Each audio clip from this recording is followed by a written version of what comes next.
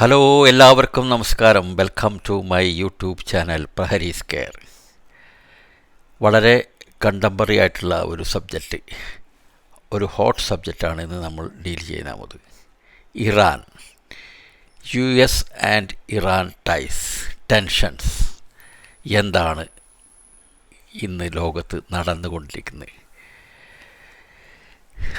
West ഏഷ്യയിൽ നടക്കുന്ന ചില കാര്യങ്ങളിൽ വളരെയധികം ആങ്സൈറ്റി ഈ ലോകത്തിന് മൊത്തമുണ്ട്.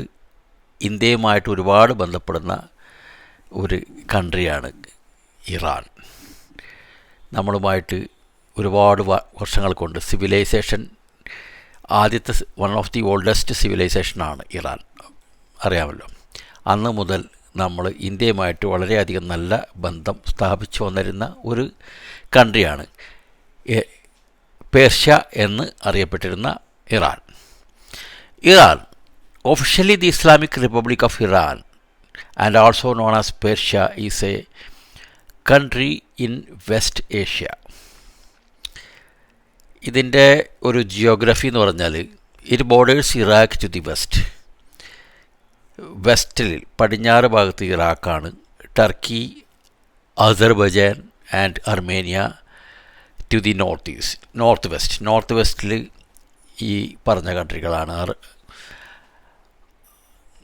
Azerbaijan, Armenia and Turkey. The Caspian കടൽ എന്ന് പറയില്ലേ, to the north Turkmenistan to the north east, Afghanistan ഈസ്റ്റിലാണ്, Pakistan to the south east, and the Gulf of Oman and the Persian Gulf to the south. അപ്പോൾ കടലും land ബോർഡറും എല്ലാം കൂടെ ചേരുന്ന ഒരു ideal place to live with, ഏറ്റവും നല്ല ഒരു ഭൂപ്രദേശമാണിത്. With a population of over 90 മില്യൻ്റെ മുകളിൽ പോപ്പുലേഷനുണ്ട്. Iran ranks 70th globally in both geographic and population. Geographic സൈസിലും പോപ്പുലേഷനിലും ലോകത്ത് തന്നെ 17ാം സ്ഥാനത്താണ് Iran. And is the 6th largest country in ഏഷ്യയിലെ 6ാമത്തെ ഏറ്റവും വലിയ രാജ്യങ്ങളിലൊന്നാണ്. It has 5 regions and 31 provinces. Tehran is the nation's capital, largest city and financial center. ടെഹ്റാനാണ് തലസ്ഥാനം. ഇതൊക്കെയാണ് അതിൻ്റെ ഒരു ബേസ് പറയാനുള്ളത്. പിന്നെന്ന് പറഞ്ഞാൽ ഇതിലൊരു ഭയങ്കര one of the oldest countries, major civilization Medes,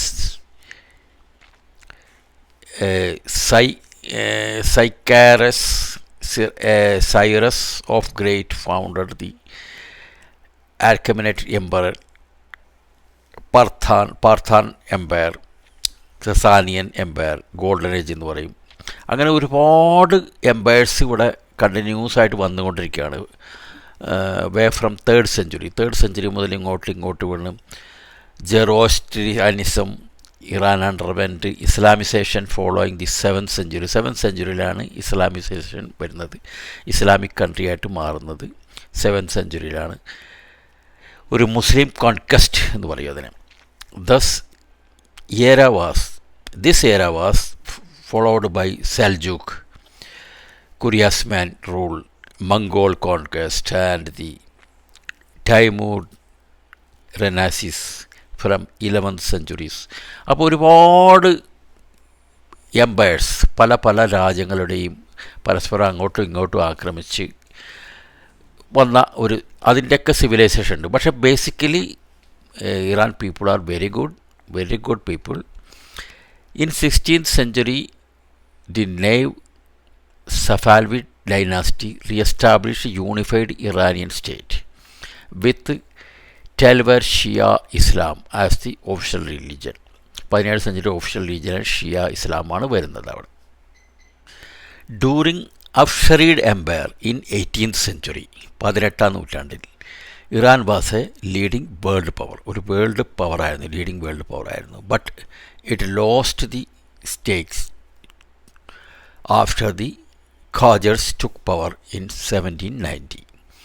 അതായത് 17ാം സെഞ്ചുറിയുടെ അവസാനം 18ാം സെഞ്ചുറിയൊക്കെ ആവുന്ന 18ാം സെഞ്ചുറിയുടെ അവസാനമാകുമ്പോഴേന് ഖാജേഴ്സ് ടുക്ക് പവർ. ഖാജേഴ്സ് എന്ന് പറഞ്ഞൊരു എംപയർ വന്നു. The early 20th century saw the Persian constitutional revolution and the establishment of the Pahlavi dynasty. Pahlavi dynasty 20ാം സെഞ്ചുറിയിൽ വന്നു by Reza Shah, who ousted the last Qajar Shah in 1925. അത് ആണ് കുറച്ച് modern ഹിസ്റ്ററിയിൽ വരുന്ന കാലം. ഈ ഷാസ് വന്നു, റേജ ഷാസ് വന്ന്, അതാണ് ആ സമയത്ത്. അതൊക്കെ ഒരു മോഡേൺ ഹിസ്റ്ററിയിൽ വരുന്ന കാര്യങ്ങളാണ്.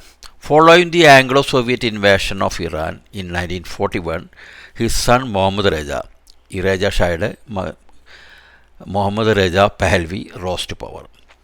അതായത് ഇതിനിടയ്ക്ക് ആംഗ്ലോ ഇംഗ്ലീഷുകാരുടെയും സോവിയറ്റ് യൂണിയൻ്റെയൊക്കെ ഇൻവേഷനൊക്കെ വന്നു. അതിനുശേഷം ഒരു റെവല്യൂഷൻ നടന്നിട്ടാണ് ഈ റേജ ഷായുടെ മകൻ, അവൻ്റെ പേരാണ് മുഹമ്മദ് റേസ പെഹൽവി, അയാൾ അധികാരത്തിൽ വന്നു. അങ്ങനെയാണ് ആക്ച്വലി അതൊരു ലേറ്റസ്റ്റ് കാര്യമാണ്.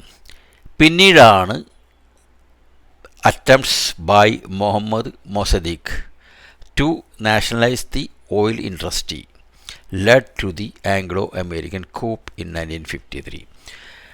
മുഹമ്മദ് മൊസദിഖ് എന്നൊരു വ്യക്തി ഈ ഓയിൽ, എല്ലായിടത്തും എണ്ണയാണല്ലോ പ്രശ്നം, ഈ ഓയിൽ കമ്പനീസിനെ, ഓയിൽ ഇൻഡസ്ട്രിയത്തിനെ നാഷണലൈസ് ചെയ്യണമെന്ന് പറഞ്ഞിട്ട് രംഗത്ത് വന്ന ഒരു ഭയങ്കര അജിറ്റേഷനൊക്കെ വഴി വന്നു.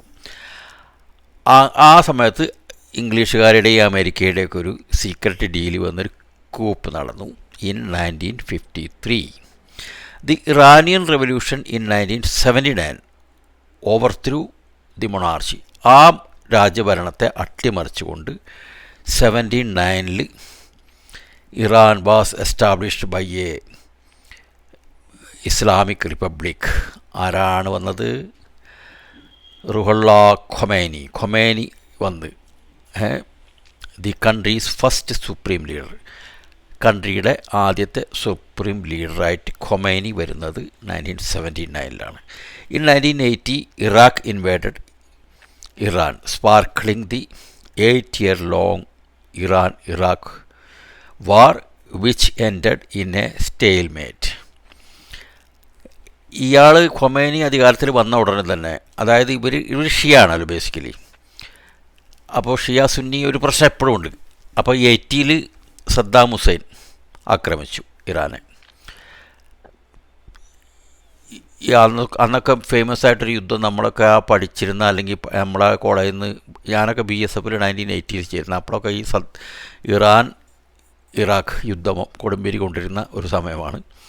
അവരെന്ന് പറഞ്ഞാൽ ഒരുപാട് 8 വർഷത്തോളം നീണ്ടു നിന്ന യുദ്ധത്തിന് ഒരു ഫലവും ഇല്ലാതെ സ്റ്റേൽമേറ്റായി, സ്തംഭനാവസ്ഥയിലായിട്ട് പിന്നെ അങ്ങ് രഫാദഫയായെന്ന് നമ്മൾ പറയില്ലേ, അതാണ്.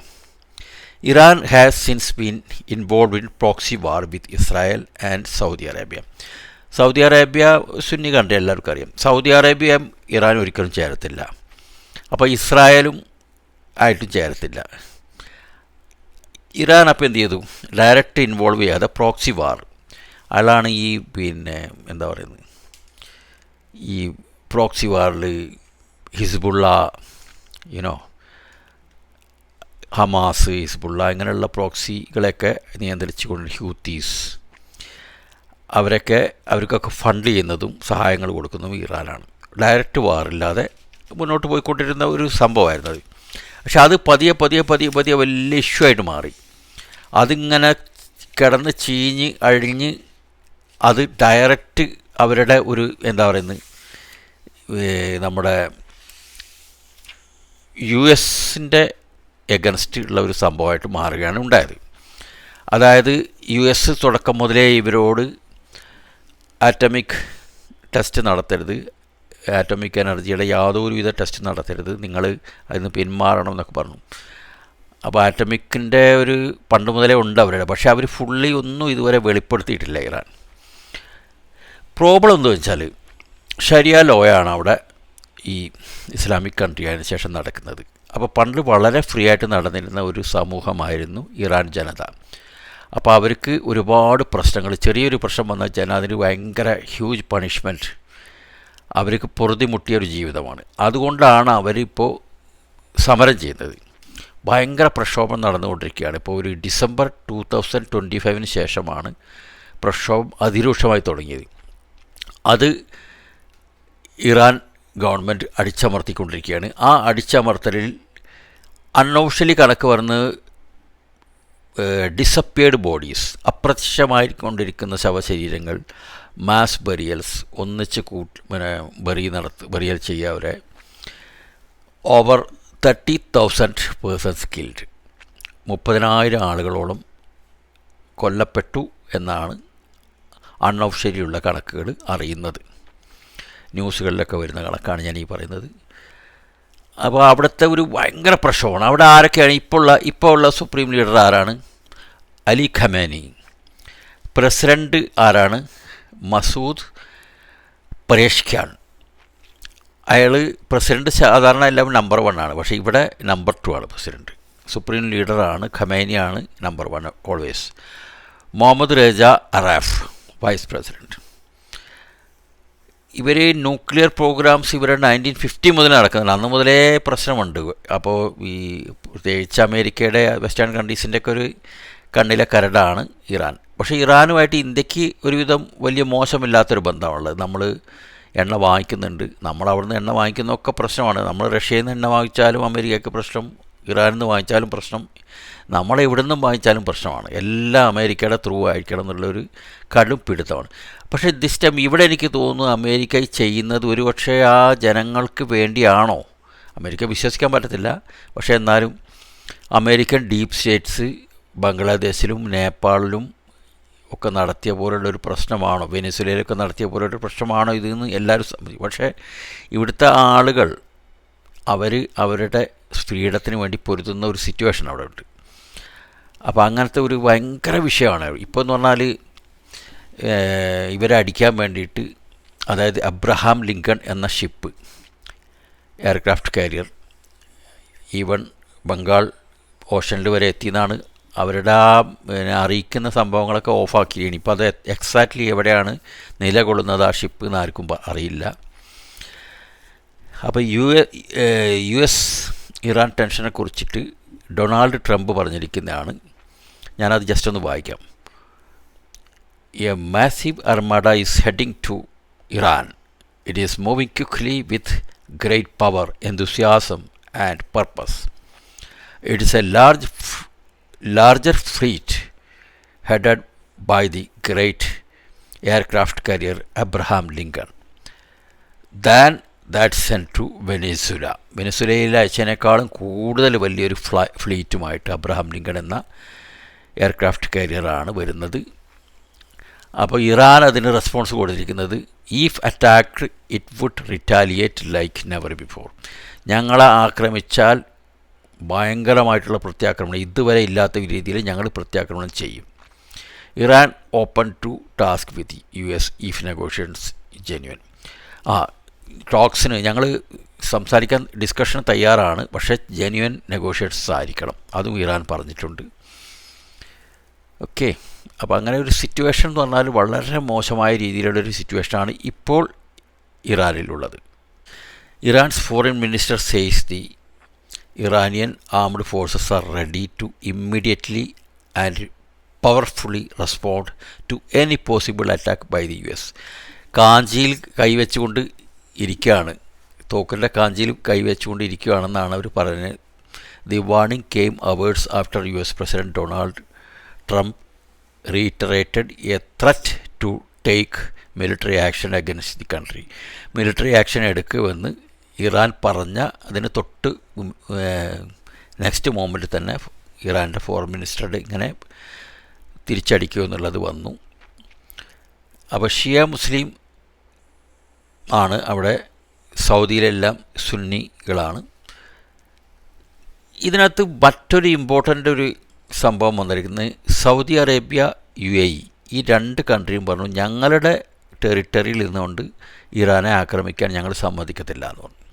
കാരണം അവർക്കറിയാം അത് വലിയ വിഷയമാവും. പിന്നെ ഒരു മുസ്ലിം ഉമ്മയുടെ ഉമ്മ എന്ന് പറഞ്ഞാൽ മുസ്ലിം ഉമ്മ എന്ന് കേട്ടിട്ടുണ്ടല്ലോ, അതിൻ്റെ എഗൻസ്റ്റുള്ളൊരു പരിപാടി ആയിരിക്കും എന്ന് അവർക്ക് തിരിച്ചറിഞ്ഞു വന്നു.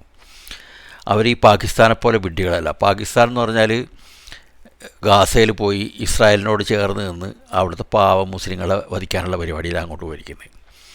അത് അമേരിക്ക പറഞ്ഞാൽ എവിടെ പോയി കിടക്കാനും തയ്യാറാണ് പാകിസ്ഥാൻ. അപ്പോൾ അങ്ങനെ ഒരു വിഷയം വന്നപ്പോൾ ഇവരുടെ ഒരു ബേസ് ഉണ്ട്, ഡീഗോ ഗാർസിയ ബേസ്. അത് മൈൽസ് അവെയാണ്, കിലോമീറ്റേഴ്സ് അവെയാണ്. പക്ഷേ അവിടെ നിന്നുകൊണ്ടായിരിക്കും അമേരിക്കൻ ആക്രമണം ഉണ്ടാവുകയാണെങ്കിൽ. പക്ഷേ ഈ പ്രാവശ്യം എനിക്ക് തോന്നുന്നു ഇവരും വിട്ടുകൊടുക്കാൻ തയ്യാറല്ല ഇറാൻ. പിന്നെ ഒരുപാട് വെസ്റ്റഡ് ഇൻട്രസ്റ്റ് പലർക്കും ഉണ്ട്. പലരും ആഗ്രഹിക്കുന്നത് ഇറാൻ ഇങ്ങനെ അങ്ങ് തീരണമെന്നാണ്. അത് കഴിഞ്ഞാൽ പിന്നെ അവിടെ ഏതെങ്കിലും ഒരു അമേരിക്കൻ പപ്പറ്റിനെ അവിടുത്തെ പ്രൈം മിനിസ്റ്ററോ പ്രസിഡൻറ്റോ ആക്കി വാഴിക്കും. അവർ US എന്ത് പറയുന്നു അതുപോലെ അങ്ങ് ജീവിച്ചു പോവും. അതാണ് ഇവരുടെയൊക്കെ ഈ ഇറാഖിലേക്ക് സ്ഥിതി എന്താ? സദ്ദാം ഹുസൈനെ പിടിച്ചു കൊന്ന് അതിനുശേഷം സദ്ദാം ഹുസൈൻ നല്ലൊരാളാണെന്നല്ല പറയുന്നത്. ഇവിടെയൊക്കെ പ്രശ്നം അതാണ്.